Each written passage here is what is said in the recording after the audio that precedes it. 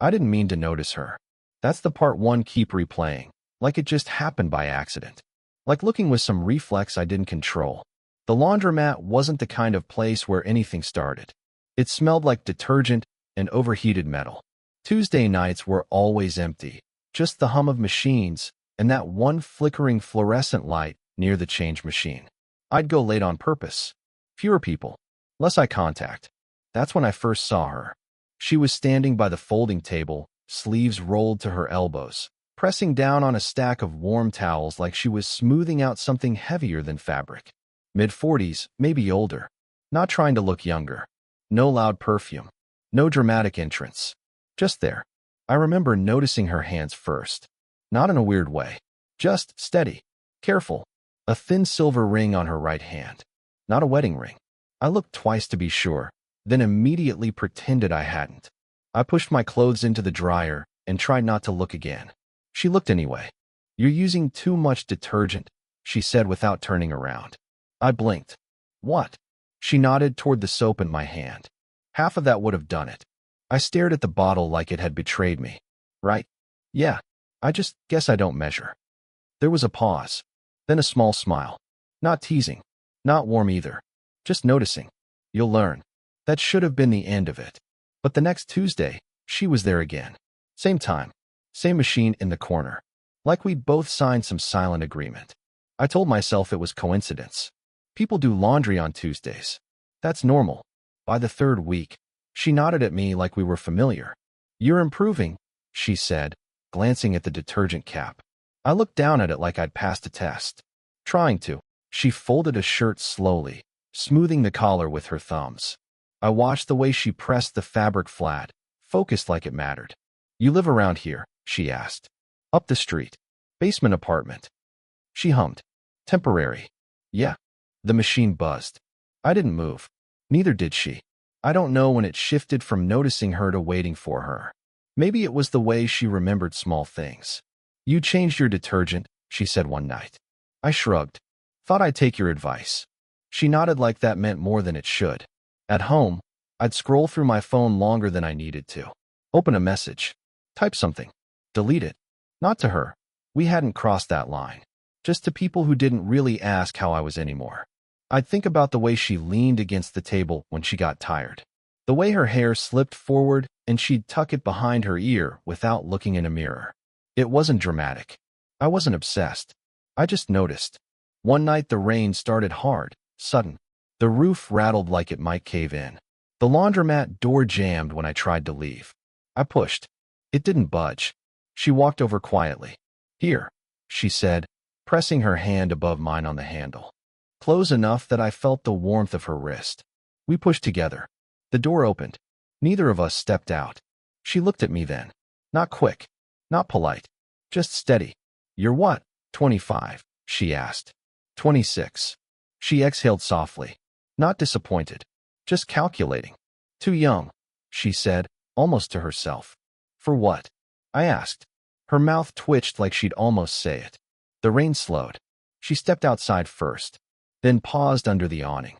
"See you next Tuesday," she said, like it was already decided. I nodded. When I got home, my phone buzzed. Unknown number.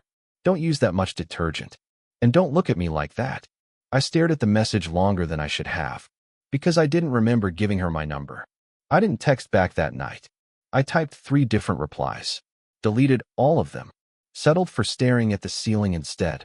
The next Tuesday, she was already there. Same machine. Same quiet posture. But when she looked up, there was something different, like we both knew we'd stepped half an inch over some invisible line. "You got my message," she said.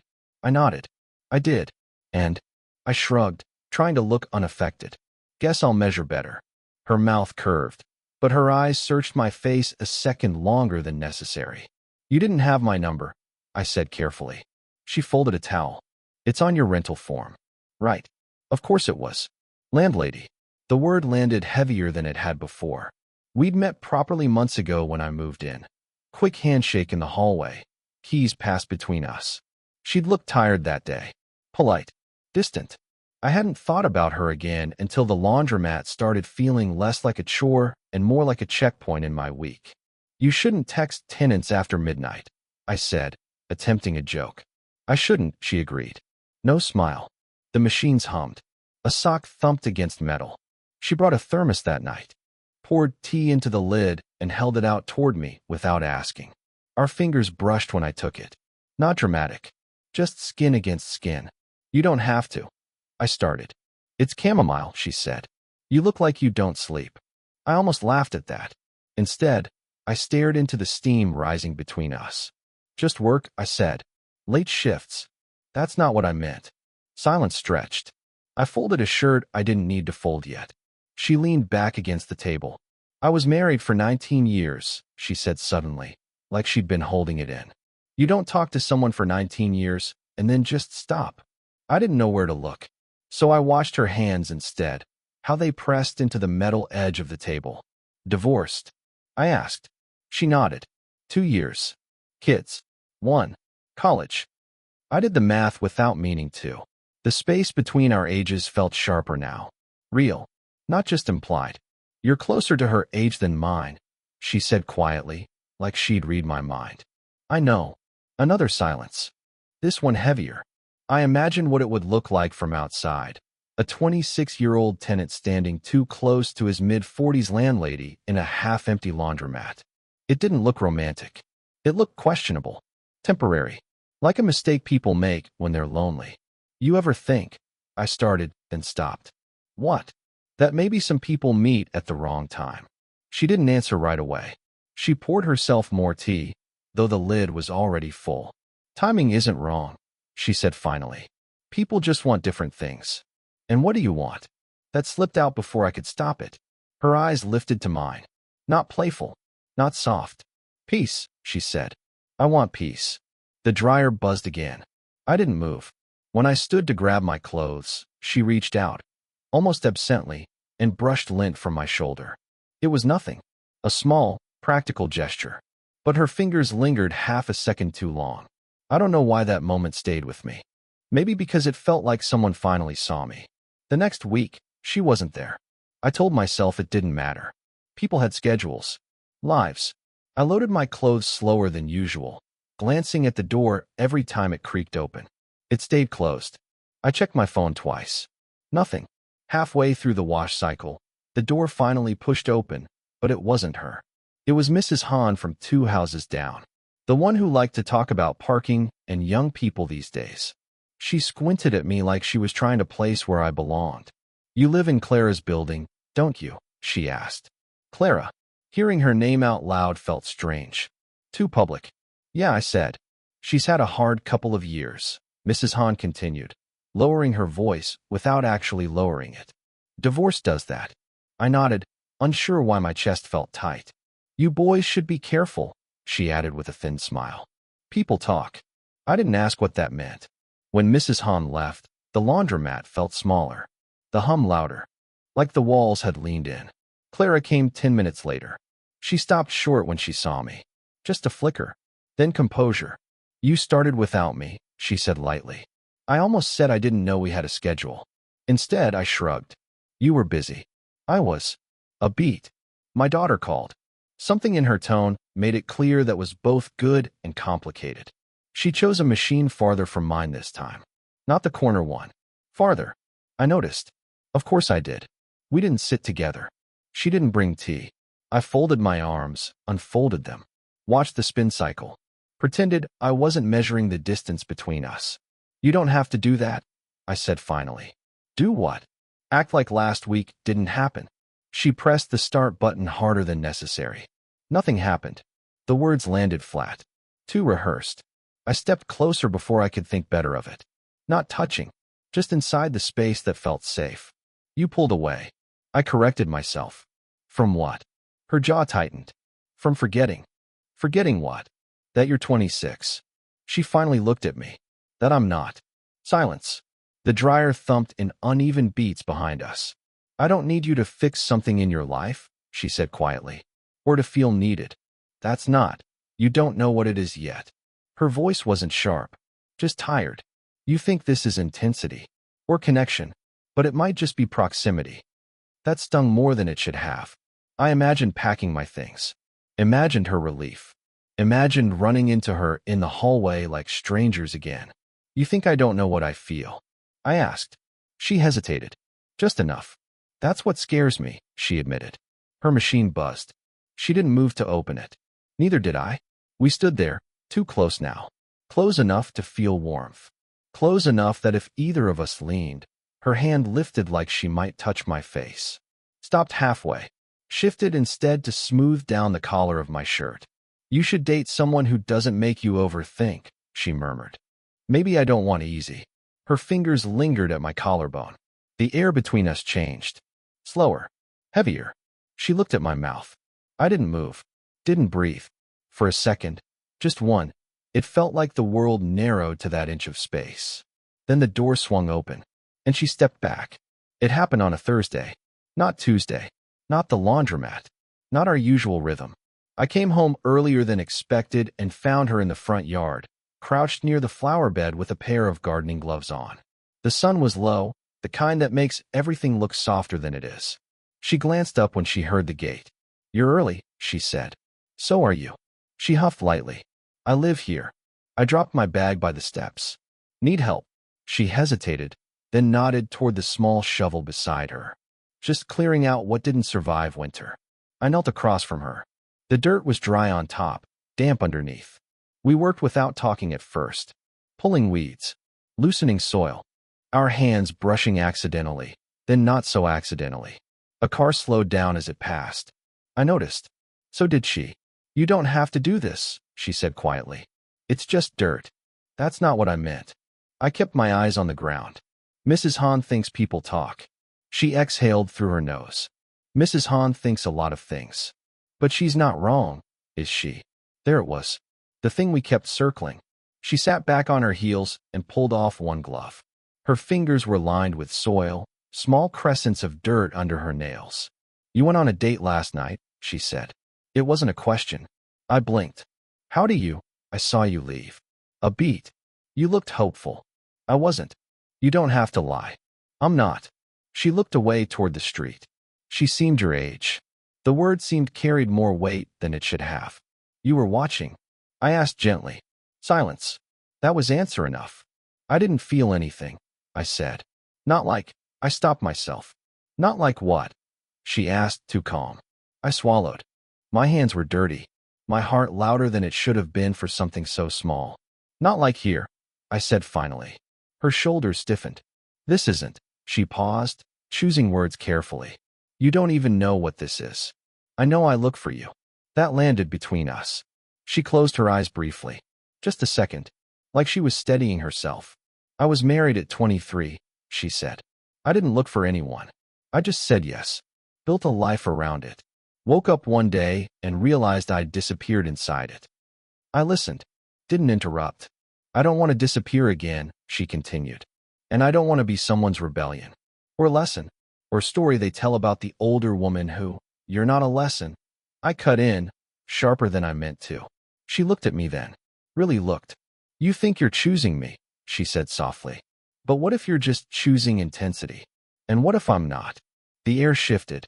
The street quiet. Even the birds seemed to pause. She reached out and brushed dirt from my cheek with her bare thumb. Slow. Intentional. You don't understand what it would cost me, she whispered. Then tell me. Her hand stayed against my face. Too long.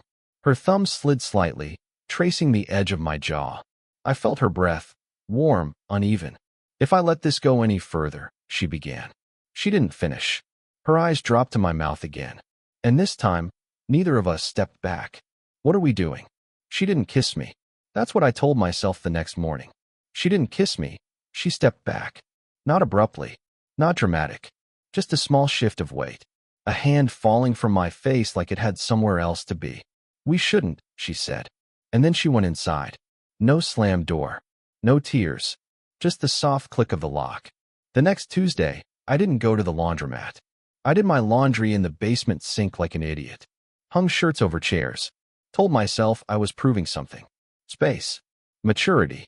Control. My phone stayed quiet. Wednesday night, I heard footsteps above my ceiling. Her pacing was different when she couldn't sleep. Shorter steps. A pause near the kitchen. Cabinet closing. Water running. I imagined going upstairs, knocking, saying something clean and simple like, "We're overthinking this." But I didn't move. Friday evening, I came home to see a car in the driveway I didn't recognize. A man stepped out of the front door just as I reached the gate. Mid-40s. Maybe older. Clean shirt. Familiar posture. He turned to say something back inside the house, and she appeared behind him. Not close. Not intimate. But comfortable in a way that made my stomach drop. He touched her shoulder lightly as he passed. She didn't flinch. I kept walking like I hadn't seen them. Like I didn't feel the heat rising up my neck. She called my name. I stopped. The man looked between us. Curious, but polite. "This is Daniel," she said. "My ex." Ex. The words sounded unfinished. Daniel extended a hand. "You're the tenant." I nodded. Shook his hand. His grip was steady. Measured. "She mentioned you," he added. That surprised both of us. "She did?" I asked before I could stop myself. Clara's jaw tightened almost imperceptibly. "You fixed the hallway light," she said quickly. I told him about that. Right. Daniel studied us a second longer than necessary. Not accusing. Just noticing. "Well," he said, stepping toward his car. "Good to see you settling in." Settling in. The engine started. The car pulled away. Silence stretched in the driveway. "He comes by sometimes," she said. "For what?" "Our daughter." A pause. For closure we're still pretending to manage. I nodded like I understood. Maybe I did. "You didn't come Tuesday," she said quietly. "I was busy. You were avoiding me." I didn't answer. She folded her arms, but it wasn't defensive. More like holding something in place. "This is what I meant," she said. "Complicated. You still love him." The question slipped out raw. Her eyes flickered. Not hurt, not angry. Just tired. "It doesn't turn off," she said. 19 years doesn't disappear because paperwork says so. That wasn't the answer I wanted. "But it changes," she added softly. "It becomes something else." I imagined being the interruption. The almost. The story she'd tell years from now with a small shake of her head. "You should date someone uncomplicated," she said again. "You keep saying that." "Because it's true. And what if I don't want uncomplicated?" Her expression shifted then. Something like fear. Or resolve. "Then you'll get hurt," she said. She walked past me toward the house. I stood in the driveway longer than I needed to. That night, I opened a message thread with her name at the top. Typed, "I'm not afraid of complicated." I stared at it. Deleted it. I didn't feel heartbroken. I felt paused. Like life forgot to finish the sentence. It was raining the night I finally knocked. Not dramatic rain. Just steady. The kind that makes the streetlights blur. I stood at her doorstep longer than necessary, rehearsing nothing. My hand hovered once. Dropped. Then lifted again. I knocked before I could talk myself out of it. She opened the door in socks and an old sweater. Hair tied back loosely. No makeup. No armor. For a second, neither of us spoke. "I thought you were Daniel," she said. "I'm not." "I know." She stepped aside. I walked in. The kitchen light was the only one on. A mug sat on the counter, untouched. The clock ticked too loudly for such a small room. "I won't stay long," I said. She leaned against the counter, arms folded, not defensive. Just bracing. "You said I'd get hurt," I continued. "Maybe, but that's not the part that bothers me." She waited. "It's that you decided for me." A flicker crossed her face. "I'm not a phase," I said. "Or a rebellion. I don't need to prove something by wanting you." Her eyes dropped briefly to the floor. Then back to me. "You don't know what you're signing up for," she said quietly. "I come with history. With a daughter who would look at you and see someone her age. With an ex who still knows where the spare key is." "I know," I said. "Do you?" Her voice cracked just slightly. "Because I've already built one life that didn't survive. I can't build something fragile." The word fragile hung there. "I'm not asking you to build anything tonight," I said. "I'm asking you to stop pretending this is nothing." Silence. The rain tapped against the window. She walked closer, slow enough that I could see her thinking. Measuring. "You scare me," she admitted. "Why?" "Because when you look at me, I feel." She stopped. Tried again. "I feel visible. And I don't know if I trust that yet." That landed deeper than I expected. "I look at you because I see you," I said. "Not because I'm trying to win something." Her breathing shifted. Not heavier. Just uneven. I don't want to take something from your future, she said. You're not taking anything. I'm here. A long pause. The kind where either someone leaves or something changes. She reached out first this time. Her fingers slid into mine, tentative. Testing. You could resent me, she whispered. Maybe, I said honestly. But I'd resent myself more if I walked away without trying. Her thumb traced once across my knuckles. Small. Grounding. This won't be easy, she said. I'm not looking for easy. Another pause. Then she nodded. Just once. Okay, she said softly. Not a promise. Not a surrender. Just okay. And for the first time, it felt like a choice we were both standing inside. We didn't tell anyone right away. Not because it was a secret. Because it was still becoming something. Tuesday nights changed first. We still went to the laundromat, even though we didn't have to anymore. She said the washer upstairs worked fine. I said I liked the walk.